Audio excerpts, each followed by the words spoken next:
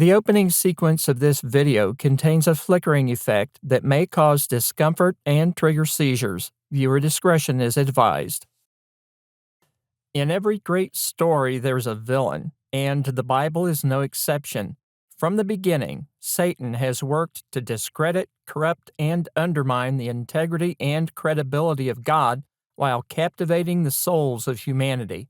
The story of the end times wouldn't be complete without the appearance of a satanic superpower led by a charismatic ruler who's determined to challenge God and destroy creation.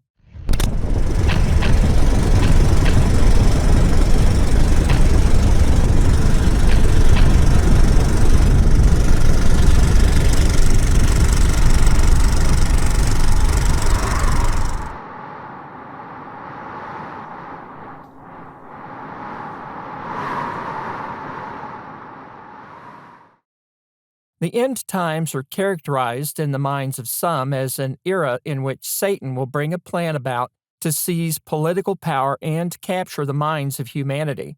There are those who see the devil as the antithesis of God, a negative force representing an equal but polar opposite to Jehovah. Others view the Bible and the story of such a malevolent being as the mythic expression of forces that naturally balance the reality of the universe. For many, Satan is a fallen angel who led a rebellion against God, fought against the Lord's angelic armies, and was thrown out of heaven. And there are passages that seem to reinforce that idea. In popularized biblical media, there are stories of Satan's attempt to mimic the appearance of the Messiah, Christ, in the world. In those scenarios, the evil one is able to spawn a prodigy who grows, learns, and rises to power. This individual marshals the forces of mass media and propaganda to gain power and unite the world under a single government. Only when it's too late does the unexpecting world begin to see the true nature of their benefactor. Evil grows in the world. Christians are hunted and executed. The Bible is made illegal, and family members, friends, and co-workers are encouraged to betray those who still cling to the Bible and God. This figure becomes identified as the Antichrist and demands that those who wish to remain in his favor receive a mark in their forehead or right hand. Those who refuse are subjected to arrest, torture, and death. A specific number, 666, is used as an identifier, a number that has become synonymous with darkness, evil, and Satan himself. The characterization of this figure is based on a number of scriptures that are combined to complete this composite. But is it accurate? In this lesson, we'll discuss the origin of the idea of the Antichrist, what the Bible says about Antichrist, the mark of the beast, and the Antichrist and the New World Order. Let's take a look at each of these. The figure that becomes identified as the Antichrist is based on descriptions from the book of Revelation. Beginning in chapter 12, we see a struggle taking place that includes a great red dragon in Revelation 12, 3-17. This dragon is identified as Satan a few verses later in Revelation 12, 9, who, after a war in heaven in Revelation 12, 7-8, is cast out of heaven, then turns to attack those who serve God in the world in Revelation 12, 17. As chapter 13 opens, the scene shifts. We see a beast with 7 heads and 10 horns rise out of the sea and has the name of blasphemy in Revelation 13, 1-2. This beast is empowered by the dragon, Satan, and survives even after one of its heads is wounded in Revelation 13:3. People are in awe of this beast and to worship it, amazed that it survived the deadly wound inflicted on it. The populace, however, is unaware that they are actually worshiping Satan, who is the source of the beast's power in Revelation 13:4. This beast then makes war with the saints or Christians as it continues to grow in power and influences the masses in Revelation 13:5-9. The scene shifts again, and we see another beast rising out of the earth. This beast is described as having 2 horns like a lamb, but speaks as a dragon in Revelation 13:11. The imagery seems to imply that the first beast, that from the sea, has faded, but the beast from the earth directs attention to the first so that it's still worshipped in Revelation 13:11-12. This beast is also being empowered by Satan and is able to perform signs and wonders to deceive people in Revelation 13:13 through 14. The beast from the earth, empowered by Satan like the first, influences people to create an image of the first beast. The command is then given that any who will not worship the first beast is to die, and those who worship the beast must receive a mark in their right hand or foreheads in Revelation 13:15 through 17. Immediately following this, we have an identity given to the beast. Here is wisdom.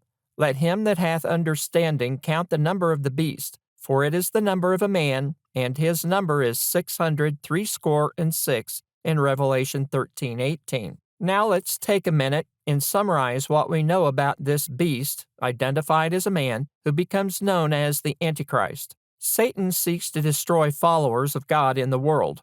A beast empowered by Satan rises that blasphemes God. This beast has a wound that blunts its power. A second beast rises to champion the first beast. The second beast deceives the world. The beast commands that people receive a mark. The beast is identified as a man with the number 666. We'll talk about some of this in a moment and compare some of these ideas to what the Bible says, but there are important points we need to take note of. The first is that these descriptions are contained in the book of Revelation. Revelation was a letter specifically written to 7 churches in Asia Minor. The book is conveyed in apocalyptic or highly figurative language containing signs and symbols. The events in the book are to take place shortly, which we talked about in the last lesson. John later is told that the prophecies are not to be sealed or hidden since the time was at hand. As the book progresses, there are statements and descriptions interpreted as marking the last days or end times. In previous lessons, I've pointed out that we're living in the last days and have been since Christ came into the world, and there will be no sign to warn us of Christ's return. If we interpret the events recorded in Revelation chapter 13 and onward as being a progressive statement describing events at the end of time, we create conflicts with everything we've learned about the second coming. That fact doesn't sit well with a lot of people who view Revelation as a window looking at the end of the world. A problem we face when discussing the book of Revelation is the idea that figures and symbols in the letter are to be interpreted literally. The literal interpretive approach to the signs and symbols in the book therefore presents us with a problem in harmonizing Revelation with the rest of the Scriptures. Images expressed in the apocalyptic language are hyperbolic in nature and contain images from the law of Moses, the tabernacle, temple, the Old Testament prophets, and symbols used by God throughout the Scriptures. As I've stated before, this is how God signs His work. The similarity in images, symbols, and expressions doesn't make the book an extension of the Old Testament prophets. It validates the fact that God, through Christ and the Holy Spirit, is the author of the writing, with John acting as the recorder. It's always interesting to me that Genesis, the first book in the Bible, written about literal events, is interpreted as being symbolic due to the lifespans of the early patriarchs and the story of the flood, among others, while Revelation, the last book in the Bible written in symbolic language, is interpreted literally in many areas. Both of these perspectives create problems in harmonizing the Scriptures. This isn't a study of the book of Revelation, but I believe there are some things we can identify here that will help us understand more about this figure of the beast or man. The context of the book is first a message to the 7 churches of Asia from Christ. An underlying theme of the messages is that they'll be persecuted but need to remain faithful. Another theme in these messages is that in some places the truth was being compromised. False teaching and ungodly practices were at work, and these were condemned. The representation of the beast from the sea is in line with an image of the oppressing power, the Roman Empire. There are identifiers later in the book that provides enough information to validate that conclusion. The problem lies in understanding the beast from the earth, later identified as a man, further identified by the number 666. That has more to do with one of the themes to the churches, and that theme is a subtle undercurrent in the rest of the book. We'll touch on that as we now take a look at what the Scriptures have to say about this idea of the Antichrist. Who are we talking about when we read about the beast in Revelation 13? The letter doesn't mention a name or title. There are descriptions of this figure that we can draw from that point to spiritual opposition to the gospel, Christ, and God, and expresses that opposition by persecuting the church. So where do we get the name Antichrist from? John, the writer of Revelation, is the only inspired writer to use the term Antichrist. The term doesn't appear in the book of Revelation, and it's not applied to the beast man in chapter 13, leading us to ask the question again, where does the name come from? John, who wrote one of the gospel accounts as well as the book of Revelation, also wrote 3 letters that appear to address Gnostic ideas circulating among the churches. John writes, "Little children, it is the last time. And as ye have heard that Antichrist shall come, even now are there many antichrists, whereby we know that it is the last time," in 1 John 2:18. John goes on to identify an important characteristic of the antichrists. Who is a liar, but he that denieth that Jesus is the Christ? He is Antichrist, that denieth the Father and the Son, in 1 John 2:22. Later in the letter, John writes, "And every spirit that confesseth not that Jesus Christ is come in the flesh is not of God. And this is that spirit of Antichrist, whereof ye have heard that it should come, and even now already is it in the world," in 1 John 4:3. Ideas circulating in the first century by the Gnostics and that pop up in various forms today include the notion that Christ couldn't have been God because God would not be able to come in contact with sinful beings such as we. Others taught that Christ was only a spirit, not a physical person while in the world, appearing as some sort of projection or hologram. Errors and strange practices were being introduced related to these ideas that John addresses. So what does this tell us? From these passages, we're able to gather a lot of information. Antichrist is a spirit of opposition to the truth. There were many antichrists, not just one. They were already present in the world at the time of John's writing. The presence of the spirit of Antichrist confirmed we're in the last days. So, the figure that we read about in the book of Revelation isn't the emergence of the spirit of the Antichrist. Anyone who opposes the identity of Christ or denies the gospel is in essence an Antichrist. The spirit of opposition to the gospel has been alive and well since the church was established and will continue to thrive because that's how humans are. The beast of Revelation 13 is a powerful figure and one that represents the influence of Satan, but he's not the Antichrist. And if he's not the Antichrist, then other ideas about this figure have to be tempered with what the scriptures teach. Although we can't identify the beast of Revelation as a singular Antichrist, we're given 2 pieces of information that do help us understand this figure and his characteristics. The 2 pieces of information that we have that I believe helps us understand the identity of the beast in Revelation 13 are a mark in the right hand or forehead representing worship, and the number of the man, 666. I could do an entire lesson on ideas about the mark of the beast. Years ago, when barcodes were introduced and UPC labels began to appear on products, I remember people rejecting this technology as a sign of the coming of the Antichrist, the one world government, and control of the population. More recently, we've seen vaccines and forced vaccinations interpreted as a mark of the beast. Other things have been suggested, feared, fought against, and sometimes violence has erupted between groups over this issue. If we review the overall context of the writing, we understand that 2 factors will help us with that. One is the time period the book is written in, and the second is a reminder that these things were to shortly come to pass. The mark of the beast, I believe, represents 2 things. One, a physical reality that became a practice of the Romans, and the second is a representation of what we choose to believe in and what we choose to reject. Christians began to grow, and as they did, were perceived as a threat to the Jews' traditions rooted in the law of Moses. They were a threat to pagans as well, since they represented blasphemy against the gods. There was also a monetary aspect to this as well, as recorded by Luke. While Paul was at Ephesus, an uprising began led by Demetrius, a silversmith. At stake for these pagans was their trade of creating images of the goddess Diana. Such a disturbance arose that concern was raised about being held accountable for what was going on in Acts 19:23-41. From the Roman perspective, Christians represented a threat to their way of life, and in some instances rejection of the emperor. For Greeks and Romans alike, their way of life was under attack by this radical idea. Failure to recognize the imperial cult, or veneration of the gods of Rome by either Jews or Christians, was an offense that carried severe penalties at times and was a source of friction between the Romans and both Jews and Greeks.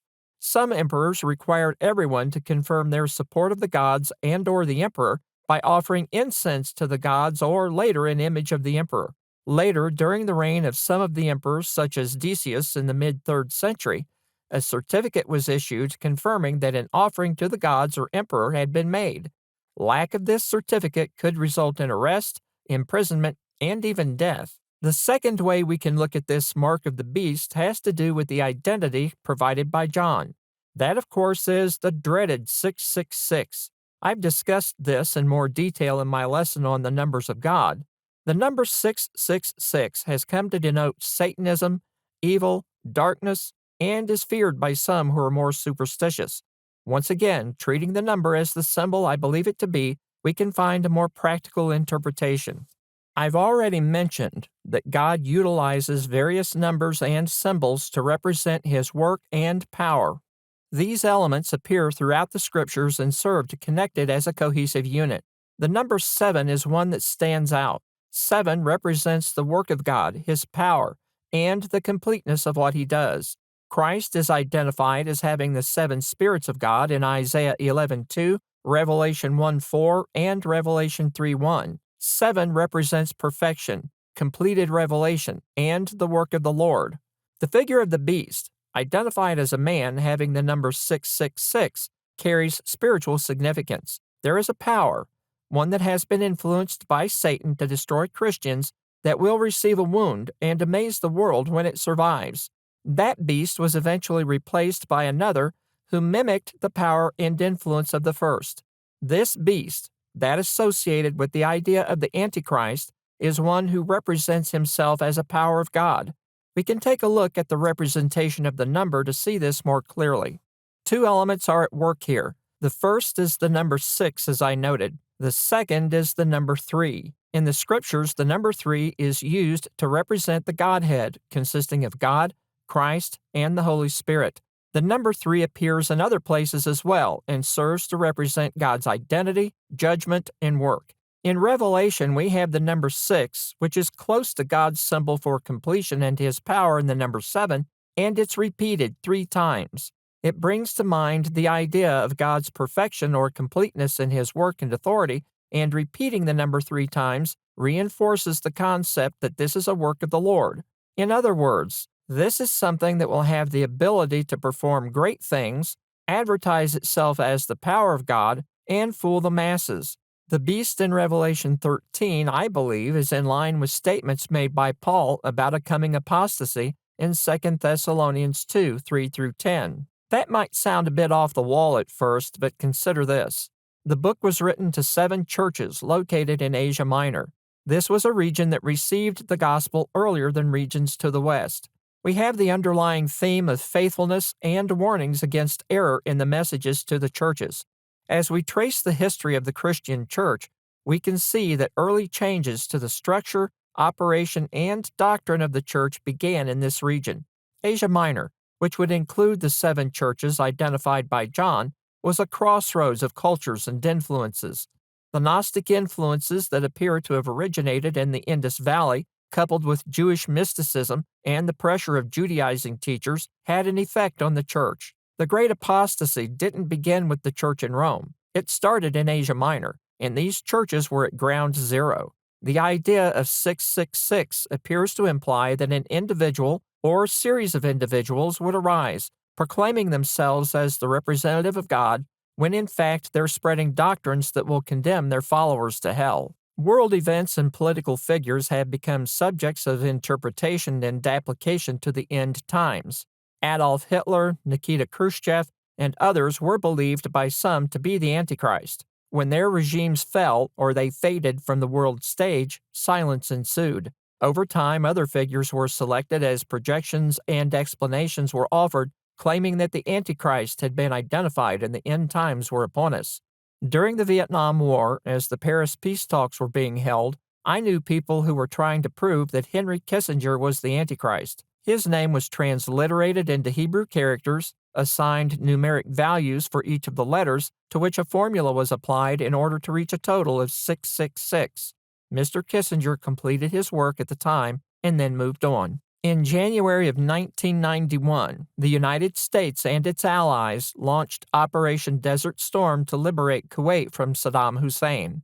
During the brief conflict, there were those who proposed that Saddam was the Antichrist and the battle for Kuwait was part of a larger conflict leading to the Battle of Armageddon, which we'll talk about in another lesson. When the fighting stopped and reconstruction began, some revised their views on Saddam's role in relation to biblical prophecy and the end times.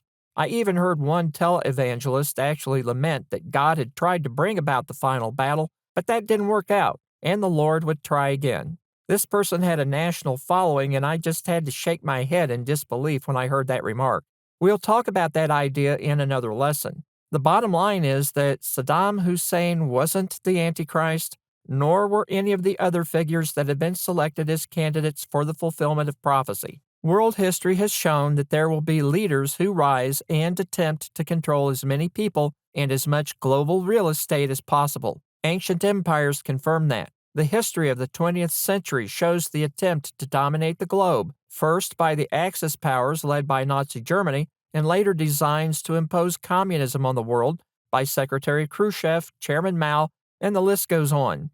Others have also tried, and there will be more attempts to accomplish that in the future.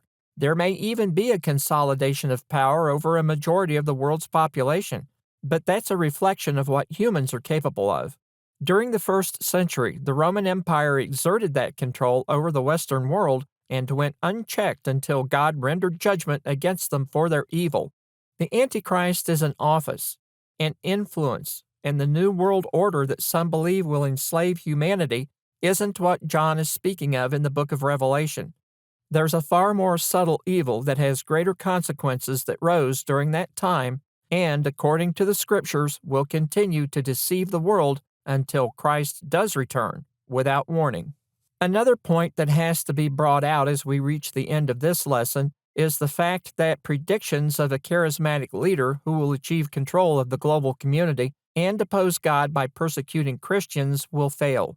They'll fail as surely as predictions of Christ's return. Forecasts of the second coming will fail because Christ stated we can't know when that will happen. Predictions concerning the rise of an Antichrist will fail because the prophecies are misunderstood, misinterpreted, and misapplied. I have books in my library written by premillennialists who caution about making these predictions. As predictions are made, time passes and they don't come about. The result is the world will view Bible believers as misguided and ignorant people who can't figure their own scriptures out. The Antichrist is a spirit of error and unbelief. It's not only present in the world today, but it's been here since the 1st century. This spirit of error and unbelief will continue to deceive, mislead, and ultimately cost people their souls. The answer to that is to understand the Scriptures as God intends, and the mistaken ideas will be resolved in light of the truth. The kingdom of the Antichrist is viewed as holding the world in a grip of evil. Bibles are destroyed and banned. Believers are persecuted and killed. The world tips toward chaos, and the judgments of God begin. As the power of evil grows and hope in the world wanes, a final conflict will decide the fate of the earth as the forces of good and evil gather for the Battle of Armageddon.